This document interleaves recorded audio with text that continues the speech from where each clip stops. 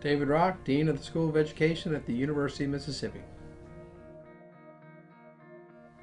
The School of Education here at the University of Mississippi provides opportunities and really even challenges that other universities and other states can't possibly provide. The state of Mississippi has enormous challenges with respect to K-12 education, with respect to student learning and training of teachers that some states may not have. But on the other side of that too, because of those challenges, we have enormous opportunities.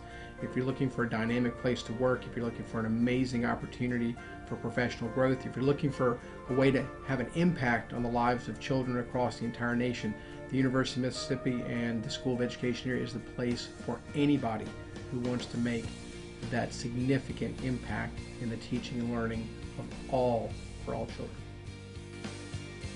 My favorite teacher, I actually went back and found this teacher, was Mr. Bellman. Mr. Bellman was my 10th grade math teacher. The interesting part about that, after I wrote my first textbook, I actually hunted Mr. Bellman down. He was a teacher in Silver Spring, Maryland at John F. Kennedy High School when I was a 10th grader. And Mr. Bellman had more energy, more enthusiasm, and more passion for the love of mathematics than anyone I'd ever met in my life. He was also probably the most obnoxious teacher that any of us ever had in school. Now I say that with fond affection because he truly had passion for us inside and outside the classroom. He was also a track coach as well, but more importantly, everything inside his classroom mattered. Everything we did mattered. I saw a lot of what Mr. Bellman did in me, and I could tell that that was something that I really wanted to do, inspire children and actually have fun with children. He truly enjoyed, I believe, every single day that he walked in the classroom, and he really showed that to us. I talked to some of my friends from years and years ago, and we all say the same thing about him. While he drove us crazy at times, we remember him because of that, and that's why we love mathematics, because he was the one person that loved math and teaching math so much, he would drive us crazy. I am definitely a lover and a lover of Coca-Cola. Definitely my favorite beverage. Actually, frozen Cokes or Coke Slurpees are my favorite beverage, but I love Coca-Cola. So when I started teaching my first math classroom, I wanted my classroom to look a little bit different. So what I did was I collected a few, or got a few of those items from my family store and put up a poster of a Coke, the Coca-Cola bear, put a few bottles, put a few different things in the classroom, because I knew as a middle school teacher, the kids would walk in and just think, wow, what is this? It's not math. I knew they'd enjoy it. Well, sure enough, that first year they loved it. What happened in the next 2 to 3 years, I was the easy teacher. If somebody wanted to actually buy something inexpensive for a teacher, and they were someplace they could buy a magnet. They'd come and walk in, and they were on vacation at Disney World. Look what I found, and they'd bring a magnet. Somebody's parent went out of the country, they'd bring a Coca-Cola bottle back. If somebody saw a sign someplace, they'd bring me a sign. And what's amazing about my collection is I have never purchased anything for my collection.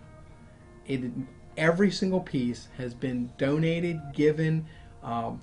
Matter of fact, somebody was remodeling their house 2 years ago when I was in Georgia, and what happened? They said, well, I pulled apart everything in the kitchen, and way in the back of one of the cabinets were all these old Coke glasses. He said, I have no use for them. Brought them to me. So my collection is just a compilation of other people's collection, and they realized I enjoyed it, I liked it, so, and they knew I wouldn't sell it.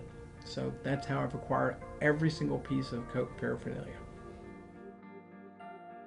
I believe in music and art for kids.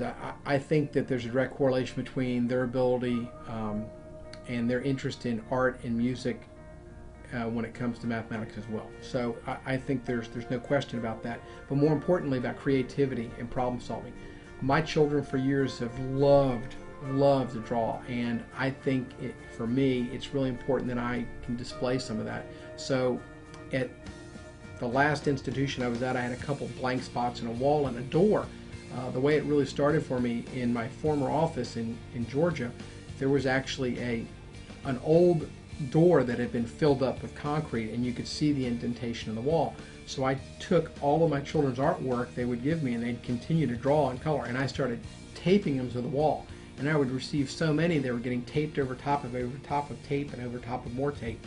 And it grew to something huge. And I found it interesting that whenever somebody would come into my office, that was the first thing that they always commented about. So I vowed, and I will continue to do it, that any piece of artwork that my children give me, I will put up on my wall very proudly. That's also why we've started something here in the School of Education, that we are now promoting children's artwork. We have about 42 pieces of children's artwork from different schools across the state of Mississippi, and we'll continue to do that every single year. But I like to do it because it's who I am. I have 4 children, Carly, Kyle, Cassidy, and Caitlin, and I love them dearly, and they love coming in here seeing the latest piece of artwork that they've donated to my wall.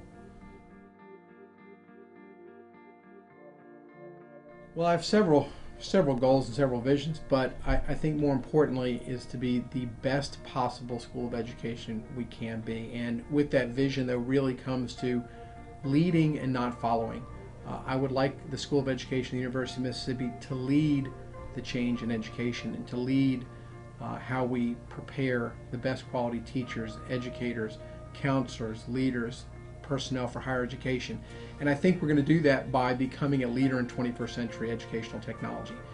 That's something that I think it's time for us to embrace, and I want the School of Education, I would like for the School of Education at the University of Mississippi to lead that charge and not wait for business or other areas to actually show it. And while education sometimes follows, I think we can actually lead that right now.